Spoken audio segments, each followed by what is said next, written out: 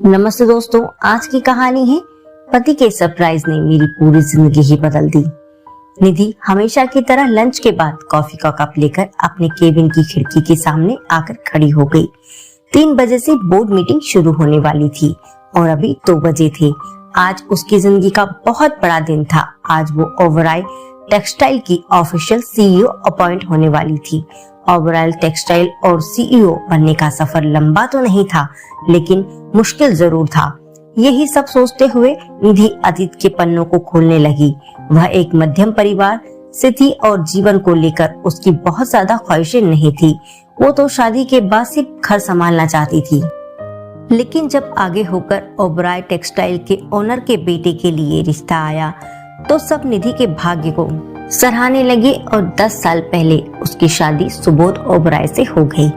जब सुबोध और पापा जी ऑफिस में होते तो घर पर सासू माँ और निधि का गपशप परिवार के सदस्यों की पसंद जानने, रिश्तेदारों को जानने में कब दिन निकल जाता पता ही नहीं चलता। निधि की एक ननद सुधा भी थी, जिसकी शादी उसकी शादी से पहले ही हो गई थी। सुधा निधि से एक बार ही मिली थी, फोन पर जरूर कभी कभार बात हो जाती थी। Honeymoon trip, party, long drive में कब शादी का 1 साल गुजर गया पता ही नहीं चला। हंसते खिलखिलाती जिंदगी गुजर रही थी। 18 नवंबर को सुबोध का जन्मदिन था। शादी के बाद ये उसका पहला जन्मदिन था। निधि इसे लेकर बहुत उत्साहित थी। उसने बहुत सी प्लानिंग कर रखी थी, लेकिन सुबोध को एक दिन पहले बिजनेस मीटिंग के लिए मुंबई जाना पड़ा और उसने निधि से वादा किया कि वो अगले दिन तक वापस आ जाएगा। अगले दिन सुबोध वापस भी आ गया। प्लेन से उतरते ही निधि को मैसेज किया, निधि मैं आ गया हूँ, टैक्सी लेकर बस कुछ ही देर में तुम्हारे पास पहुँचता हूँ। निधि ने ये मैसेज देखा और सुबोध को सरप्राइज देने की तैयारी में जुट गई। लेकिन सरप्राइज तो सुबोध ने दे दिया। मम्मी जी ने आकर बताया सुबोध का एक्सीडेंट हो गया, सिटी हॉस्पिटल लेकर गए हैं, हम दोनों को भी वहीं बुलाया है। क्या अभी तो मेरे पास मैसेज आया था कि वह कुछ देर में घर पहुंच रहे हैं, निधि ने हकलाते हुए कहा। घर आते समय ही उसकी टैक्सी को एक ट्रक ने टक्कर मार दी। तुम अभी जल्दी से चलो, बाकी बातें हम रास्ते में कर लेंगे, मम्मी जी ने कहा। दोनों सिटी हॉस्पिटल के लिए निकल गए। वहां जाकर पता चला कि सुबोध ऑपरेशन थिएटर में है। मम्मी जी, पापा जी और निधि थिएटर से बाहर इंतजार करने लगे। ऑपरेशन की परमिशन पापा जी ने डॉक्टर को दे दी थी और डीओटी पर भी साइन कर दिए थे। करीब 2 घंटे के बाद डॉक्टर बाहर आ गए और उन्होंने कहा, दोनों पैरों के ऊपर से ट्रक के पहिए चल जाने से हमें घुटनों के नीचे से दोनों पैर काटने पड़े। बाकी सुबोध को होश आने पर पता चलेगा कि उसको और क्या प्रॉब्लम है। सुबोध को होश कब तक आएगा, निधि ने पूछा। ऑपरेशन करने के लिए हमने एनेस्थीसिया दिया था, अगर सब ठीक रहा तो आधे घंटे में होश आ जाएगा, डॉक्टर ने बताया। सुबोध को आईसीयू में शिफ्ट कर दिया गया। सब सुबोध के होश में आने का इंतजार करने लगे। लगभग पौने घंटे बाद सुबोध को थोड़ा थोड़ा होश आना शुरू हुआ। सुबोध के आईसीयू में होने के कारण परिवार का कोई भी सदस्य उससे ठीक से नहीं मिल सका। बस 2 मिनट के लिए झलक देख ली। अगले दिन सुबोध की हालत स्थिर रहने पर उसको कॉटेज वार्ड में शिफ्ट कर दिया गया।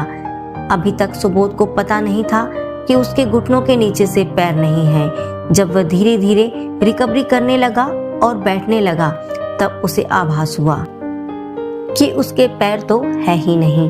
अब सुबोध को संभालना बहुत मुश्किल हो गया। पहले तो वो चीखा चिल्लाया और बाद में एकदम चुप हो गया। ना किसी से बात करता और ना ही ठीक से कुछ खाता पीता। कुछ दिनों में हॉस्पिटल से उसको डिस्चार्ज मिल गया। घर आने पर सुबोध की पूरी जिम्मेदारी निधि ने अपने ऊपर ले ली।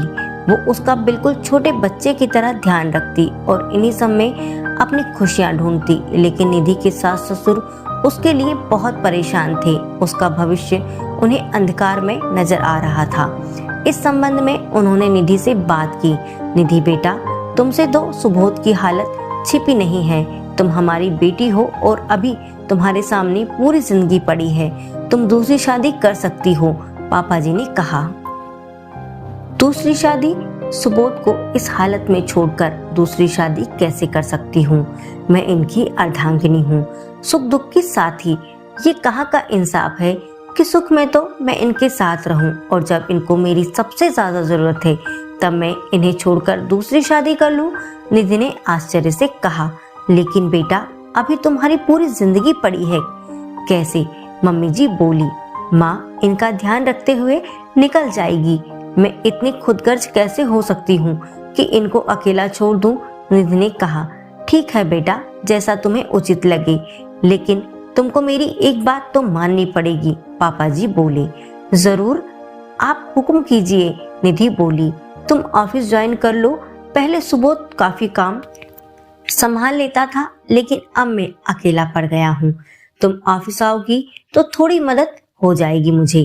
पापा जी बोले। लेकिन पापा जी, मुझको तो ABC भी नहीं आती, ऑफिस में कैसे काम करूंगी? निधि बोली। बेटा कोई भी काम हम सीख कर नहीं आते, लेकिन धीरे धीरे आ जाता है। तुम ऑफिस आना तो शुरू करो। पापा जी ने कहा, ठीक है पापा, कल से ही चलती हूँ मैं आपके साथ ऑफिस। निधि ने असमंजस्य में हाँ कर दी। आज निधि को ऑफिस ज्वाइन किए 8 साल हो गए हैं और वो सक्सेसफुल बिजनेसमैन वुमेन बन गई है। सुबोध भी अब डिप्रेशन में से थोड़ा थोड़ा बाहर आ गया है, बात भी कर लेता है और हंस भी लेता है। निधि के साथ वह अपने जीवन को बोझ नहीं समझता। उसे ऑफिस का काम समझाता रहता है, लेकिन सुबोध के उस सरप्राइज ने निधि की पूरी जिंदगी बदल दी। तभी पियोन ने आकर कहा, मैडम बड़े सर बुला रहे हैं, मीटिंग शुरू होने वाली है। ठीक है, आती हूँ, निधि ने कहा और मीटिंग हॉल की तरफ चल दी। दोस्तों, आपको ये कहानी कैसी लगी कमेंट में जरूर बताइएगा, और अगर आपको ये कहानी अच्छी लगी तो please like, share and subscribe जरूर करें। जय हिंद, जय भारत। फिर मिलेंगे अगली कहानी के साथ दोस्तों। वंदे मातरम।